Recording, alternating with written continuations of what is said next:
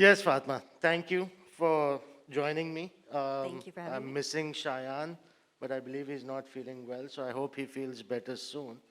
So I thought first it was my job to sort of interview and take a discussion, but I think now it can be a two-way discussion also. So I think let me start first. What is your takeout of what you just saw on the screen? I think, well, there's several takeouts, but a lot of themes being repeated from yesterday's session as well in terms of, I think one of the last things that was shared in the video is, in nature, if you don't adapt, you go extinct. And I think as we've been talking about digital transformation here and this being sort of we're at that point now, if you don't adapt, you do go extinct. And I think with COVID, we've seen that happen. And one of the points that I think Ali in his session yesterday talked about was, or somebody else I think it was, mentioned that we keep waiting for the right time for digital transformation to happen. There's no right time. The time's passed. Ab karna hai. And you need to learn and fail and learn and repeat and try something different to make it happen. There's no perfection in this. So I think that's one of the important themes that came up for me. And if you were to look at Pakistan, right? Where do you fit Pakistan in the video that you just saw? Another half a decade? Another couple of years? I mean, I think it's dependent on us as business leaders. To date, I would say we've been very reluctant and there's been this inertia, right? And I think that inertia has been, abhi jaise kal bhi baat ho rahi thi, if it isn't broke, why fix it? What's the need? With COVID now, we do see a need. So I do think that COVID will speed things up, but I do think another decade, at least. And the reason I say that is just based on the track record of previous years. What do you think? Do you think it's faster now or will it still take some time? I think it's definitely accelerated. It's to me it's moved from an awareness stage to a more actionable stage. There are natural hindrances which need to be overcome, which needs we've been talking even this morning also we were talking that resource management, right? Training and development. Access to technology. I've always believed that Pakistan is one of those fortunate countries where access to technology has been far, far superior Yes. than a lot of developing third world countries. But our ability to access and then use that in a forward momentum has always been the hindrance to everything. And then when you add marketing to it, so if somebody had invited me to a digital conference, I would have been very happy to come. Somebody said digital marketing is the subject. Now, to me, marketing is a very touchy topic because there is no right or wrong. The success and failure is purely dependent on what hits with your consumer, what doesn't hit. So I've seen over my time working with different companies. Excellent product, poor communication, product fails. I've seen poor products, excellent communication, and the product hits. And then I've seen mediocre in both cases, and the product still hits, right?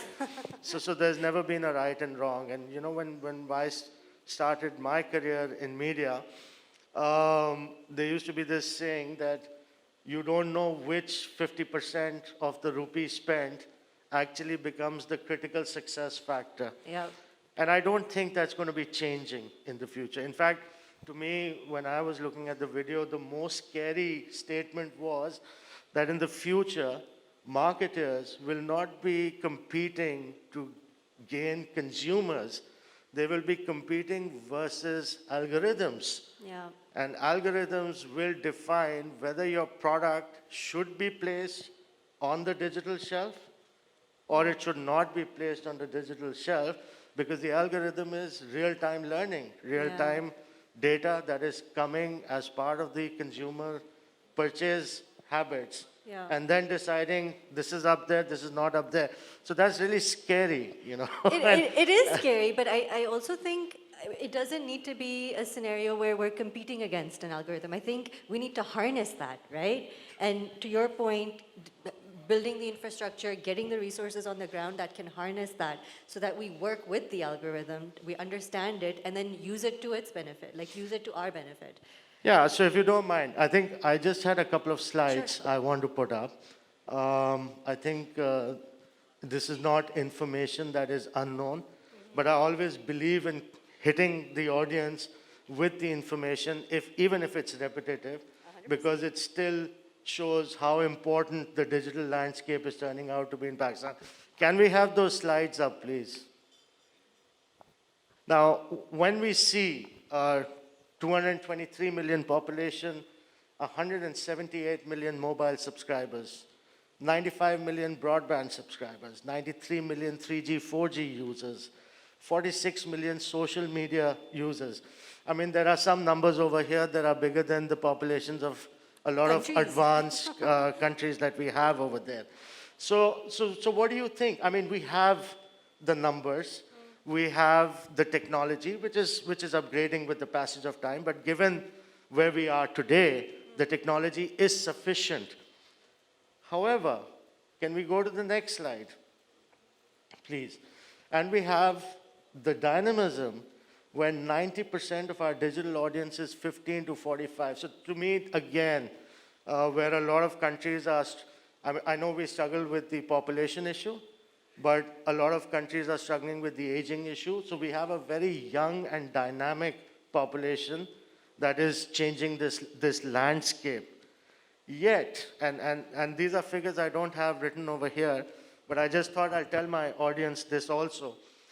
In China and the US, for every $100 that is spent on advertising, $65 goes to digital in some form. In Australia, for every $100 that is spent on advertising, approximately $50 goes to digital in some form. India is anywhere between 35 to 40%. Now here's the hard-hitting fact. Bangladesh and Sri Lanka are between 20 and 25% today. In Pakistan, we are still struggling between the 8 to 12% mark, depending on what sort of a company you are and how much resources you're willing to comment.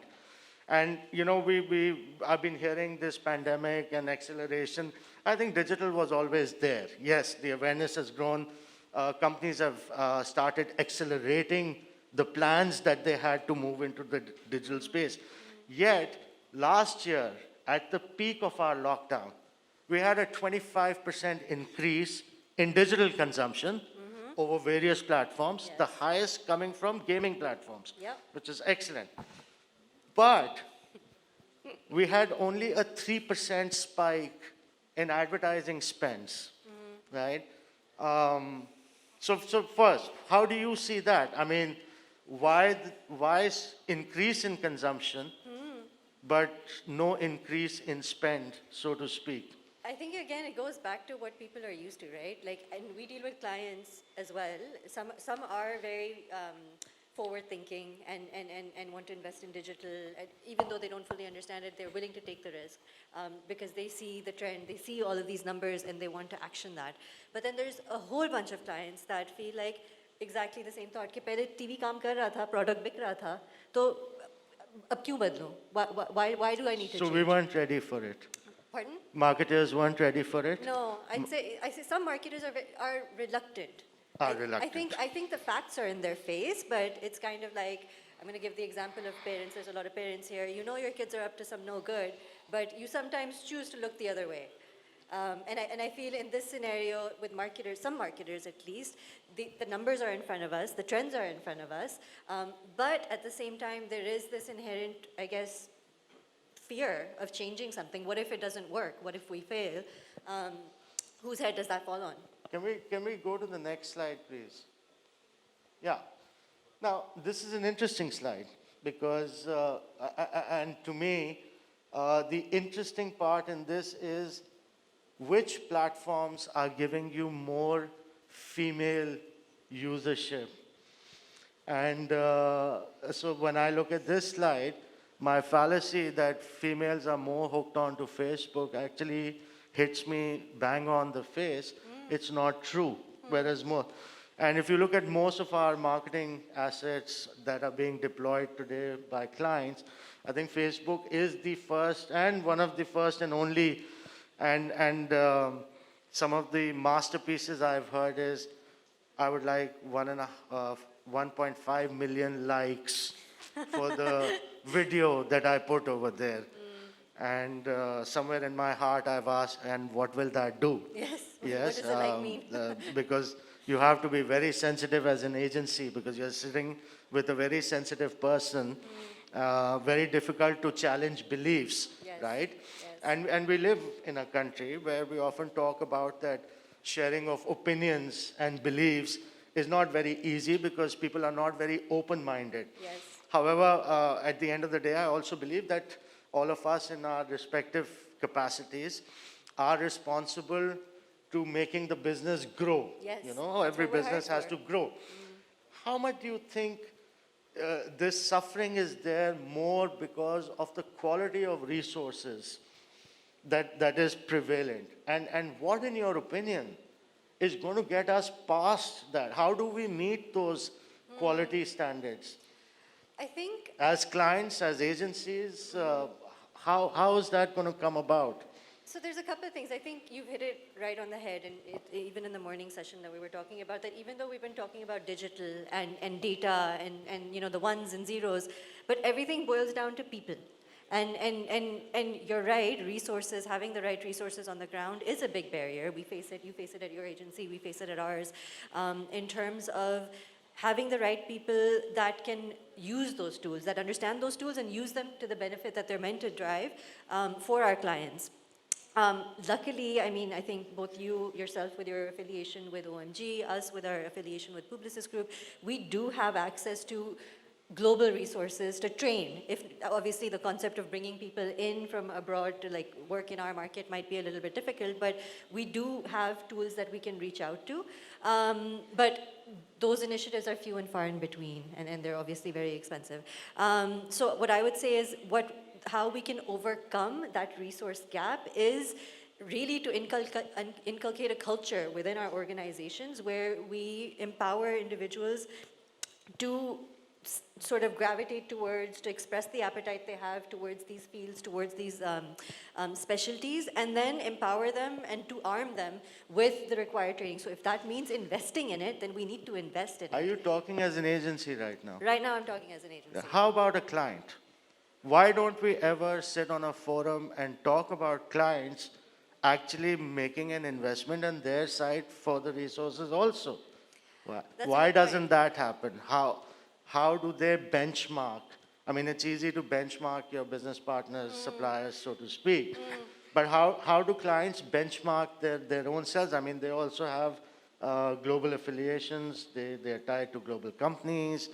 The learning opportunity is equivalent. Yes, Yes. it is. And yet, so, you know, let's take it one step further. How much marketing decision making today is based on data? Data, whether it's real-time data, whether it comes through different research resources, because to my mind, it's not there. A lot, I mean, yeah. Pakistan, unfortunately, has one of the least data subscriptions Yes, it's true. in any form That's of because everybody marketing. thinks they're an expert Wh- in their wh- head. Why is that so? I mean, why is that so? Why is it that we are educated people, we'll talk about educated stuff, we'll talk about growth, but the very basis of determining the path to that growth is what we don't function as industries, as agencies, as marketeers. Why has that decay come about? I'm not sure. I mean, I would hesitate to generalize, but at the same time, like we're having a conversation about generalizing a little bit. I would say that everybody I found, having worked in Pakistan and in other markets, there is a mentality of I know better. And I know better based on my past experience, which is fair. I think, you know, we as humans base our beliefs and opinions based on our past experiences. But I think where maybe we take it a little bit too far, certain clients take it a little bit too far, is that they refuse to see the other point of view. You think ये बात हम lunch पे भी कर रहे थे कल. I feel like there's no open-mindedness to new input, to new data, to be able to change our opinion. I think there is an inherent fear that if I change, or if I'm willing to change, I'm seen as weak or not as knowledgeable, and that might impact my standing in some way. So I think that our own internal belief systems is a big barrier. We see a lot, and like you rightly said, so many clients, there's data staring us in the face, refuse to see it and continue the path that they do, making decisions off of their own belief system. And I'll give you an example as, like I'm sure you face this as well. Lots of clients say कि हम TV पे ज़्यादा spots चाहिए, TV के spots चाहिए. भाई क्यों चाहिए? आपकी target audience उधर नहीं है. मुझे पता है कि है, हम लोग जब शाम में देखते हैं तो मेरी सास देखती हैं तो इसलिए उधर तो होना ही होना चाहिए. That's not a data-based decision. That's a lot of money that you're putting towards something that, your SaaS is watching, but is your target audience watching it? So we face we have those conversations. I think the onus is on us to try to educate and to guide our clients in towards making the right decisions, because obviously at the end of the day we're hired to provide that service, and we're spending their money at the end of the day, so it's the onus is on us to make sure we're spending it efficiently. But at the same time, the onus also needs to be on the other side to listen, to keep an open mind. And I feel right now, a lot of the conversations we're having, the mind isn't open on the other side of the table. So yeah, I mean, again, coming back, performance marketing, right? When we talk about digital, we talk about what is the advantage of digital is it's real-time measurement, right? And we talk about performance marketing, we talk about ROI, programmatic advertising. It's now not a new model. It's being practiced all across the globe. Yet, when we try to go to companies and talk about programmatic advertising, it doesn't sell. When we talk about real-time consumer data that's building, how you can manage multiple campaigns, how you can break it down to regionalities, right? In managing different message mixes in different regions of the same city, practically, and all real time. Because somewhere I've always felt that the ability to take that additional cost, which is a cost today, but in most countries, it's always turned out to be an investment. Yes. Why are marketers hesitant to invest? I mean, it's not as if they don't believe in the technology. Yeah. It's not as if they don't use the technology. Yeah. It's not as if they don't want to use it. But why are they hesitant when it comes to that investment? Why do you think they are hesitant? I think there's a couple of reasons. One, I feel, putting myself in their shoes, and I'm doing this I've never been in a client's shoes, but if I was to put myself there, I think there is a sentiment in terms of, am I being taken for a ride? I don't understand this space entirely. Here's an agency pitching something to me. Are they charging me for something that I don't actually need to be paying for? So I think there is a lack of trust maybe at the table that might be driving that in terms of why they're not willing to invest, because they don't understand it, and they're suspicious a little bit in terms of, is this the best use for my money? And I think the other piece is exactly what I talked about earlier, is why do I need to make this investment now when I'm doing fine without it? I'm still driving the business results I am without having this money invested. I think one of the other barriers within this is that when we work with our clients, oftentimes clients rotate quite frequently, either within organizations, within different departments, or into another organization altogether. And I think if I, as a person, take the hit on the investment, and then 2 years down, when it starts to pay off, I've already moved on. On my record, it looks like I've spent this money unnecessarily. I don't get attributed to its success.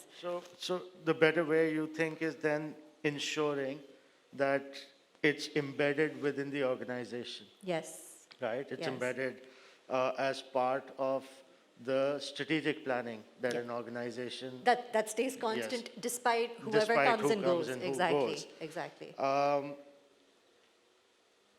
And again, where is the hindrance to that? I remember that I was last sat on a strategic planning session, I think over 6, 7 years ago. Oh my goodness. In terms of clients or even agencies, having that purpose to unify, to say, all right, we're going to look at the next 3 years or the next 4 years. And I think that is also a quality that has deteriorated. Yes. So, today also, when we look at the content, and content is important. We say content is king, right? Yeah. It was king when it was on TV. It's got much, much more emphasis when we look at the digital platform, because digital is all content, right? Exactly. And clients' success or failure is determined on the digital assets that you're building, because that is where you get favorability or you're totally out of consideration, right? We have so I'll just come back to content, but there is a comment over here. Is it value in spending on digital marketing as people use digital for entertainment, not business decisions, right? All right. I'd like to take this on. Yes. I would disagree with the statement that people use digital only for entertainment and not business decisions. How many of you have gone out to buy a car? And yeah, one person here. I'm sure a couple more people have bought a car. How many of you have bought a big appliance, home appliance, for example, for your house, a fridge, an AC, a washing machine, etc., etc.? All right. Have you ever gotten feedback or asked your friends and family for advice कि कौन सा लेना चाहिए, काम करता है नहीं करता? नहीं? Yes, most people are saying yes, some people are saying no, आप खुद ही decision ले लेते हैं अपनी, अच्छी बात है. But the idea is, people aren't only using digital for entertainment, they're using it for information and business decisions. When I bought my car, I went to Park Wheels to see कि कितनी की गाड़ी आती है, कौन सी गाड़ी है, मेरी purposes के लिए कौन सी गाड़ी suitable है. When I go to buy a cell phone, I'm in the market for a new cell phone because my screen is cracked. I've been doing all of my research online in terms of screen size क्या है, battery life क्या है, etc., etc. I talk to people as well, but a lot of my research is done online. So I would disagree with the statement that business decisions don't happen online. I think digital is a critical touch point when people are making purchase decisions. And it doesn't matter if that purchase decision is a car or a washing machine or a masala to cook your recipe. People are online for that. Okay. And so I've always believed in that there is a question for everything, but there's an answer to it also. And in some ways, people are right, because a lot of digital in Pakistan is consumed on entertainment, whether it's YouTube, whether it's TikTok, Facebook, whether it's Facebook, etc. It's all part of the entertainment. How can marketers grasp this value for entertainment? Because entertainment is not easy in a country like Pakistan. And then revolve content that not only provides entertainment, but then also builds the brand asset, the consumer journey, the product journey, and pushing their products or services further. Where is it, which is that area which needs special attention for it to start coming through as content? Sorry, just to repeat your question, are you trying to ask within the entertainment sphere how we leverage digital? I think no. I think purely just as content, and I'm using the word content generically. Sure. Because a lot of times people think content is a film or a short video or an ad. Could be an but article, content it could can be be a anything. message on Twitter, Yeah, right? yeah. Content can be that picture that you share on Instagram. Yes. Content can be that 2-minute TikTok video that you share. All I'm saying is, what are the constraints that marketers have today, which needs their special attention to not just ensure the content is developing their brand assets, but also to ensure the quality of that content is pushing their product, Their message as well. to the consumer, and then creating that harmony, Synergy, yeah. which Yeah. is yet entertainment, and at the same time delivering a message, delivering that a works for them. message to their consumers. I think one of the critical things that marketers or clients need to understand is that there is a balance that needs to be struck. I think as marketers, we get so hung up on getting our brand message across, and we're used to developing the 30-second TV spot or the radio jingle or whatever it may be. जिधर हम सारे brand messages एक 30 second के अंदर घुसा देते हैं, जो सब कुछ सारे features बता देते हैं, so that there's very little left to the imagination for the consumer. I think what's important to understand, especially on digital with all of these platforms are used differently. They serve a different purpose in the consumer's life.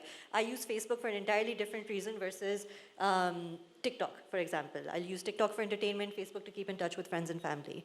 With that context in mind कि platform क्या है, उसको किस लिए use किया जा रहा है, अगर मैं अपना content as a marketer उसको customize करूँ based on that platform, that's where that balance is struck. So I'll give you an example.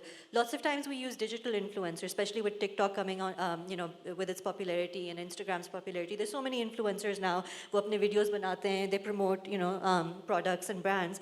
And where we struggle the most, at least we were struggling the most in early days, was having our clients and marketers understand कि influencer वो सारी script नहीं बोलेगा जो आप अपने 30 second spot में डाल सकते थे. इन्फ्लुएंसर की आपको चाहिए कि वो इन्फ्लुएंसर की ऑडियंस को मेरा मैसेज जाए. अब उस इन्फ्लुएंसर की ऑडियंस उसकी ऑडियंस इसलिए है कि they like that person, they like that influencer. If that influencer starts spouting brand language and brand features, they'll know that they're fake. And that they're not authentic, and then they'll start to lose their following, and you'll lose your audience ultimately.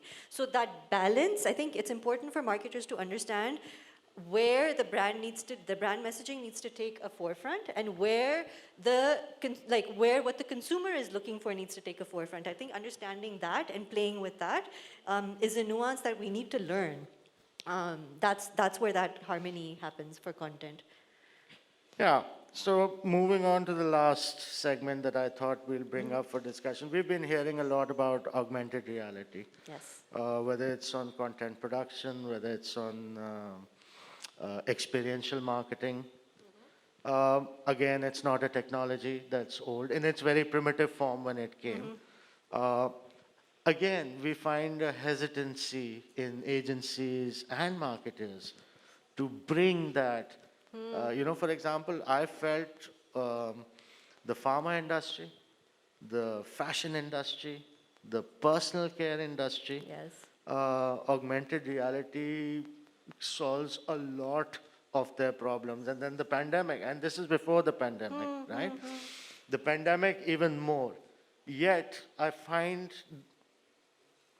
there's no concrete discussion still happening today in looking at how it can be brought in a nascent stage and then develop from there. To be more essential. Do you think there's merit to pushing this discussion amongst clients? I do. I think if you think about, when we talk about in our marketing plans with our clients, lots of times when we're launching a product, they'll be like, oh, एक brand filter बना देते हैं, right? Facebook के लिए filter हो जाएगा, Snapchat के लिए filter हो जाएगा. What is that? That ultimately is augmented reality. Yeah. I think we're there at this point. We're at the filter level. I think what you're talking about in terms of taking it from that nascent stage up to the next level when it comes to, say, the fashion industry, right? Why is it that I can't see outfits on myself online when I'm shopping? It's the simplest mode of selling, right? Exactly, especially with this COVID situation when it's, I'm reluctant to go into a shop to try on clothes that other people might have tried on. Why shouldn't this be a thing that we're gravitating towards? So I do think that there is merit in it. But again, I think identifying what's keeping us back from it is... What's the pulse? Yeah, I don't know if it's a lack of even understanding on agency side, or maybe is it a lack of confidence in its success in terms of what it will deliver versus the cost. It could be that. Those are two things I would say probably are barriers to go over. So finally, Fatima, thank you for the input. There's a comment over here which says, what is the best digital platform for promoting agricultural livestock products where 70% of the country lives and produces? I'd say you should get in touch with either OMG or us, and we will provide the service for you where we will tell you where the right place to advertise is. three most important takeouts to share with the audience from what digital marketing, what can be done to improve it. I think from our discussion, the most important piece I would say is keep an open mind when you're working with your agency partners, or even within your own marketing teams, right? Even within organizations, there's people that will pitch new ideas where perhaps you in a leadership position might be less familiar with it or understand it a little bit less. Be confident that you're all working as part of one team, and change isn't necessarily a bad thing, and not knowing something isn't necessarily a bad thing. I think that's one of the most important pieces for me. How about for you? Yeah, to me, the most important thing is where a company actually stands up and becomes honest and says, this is something I don't know. It's not about Yes. pretending. Yes. It's not about being pretentious. I've loved brand managers who've come to me and said, Fouad, I don't know this. Can we take out some time?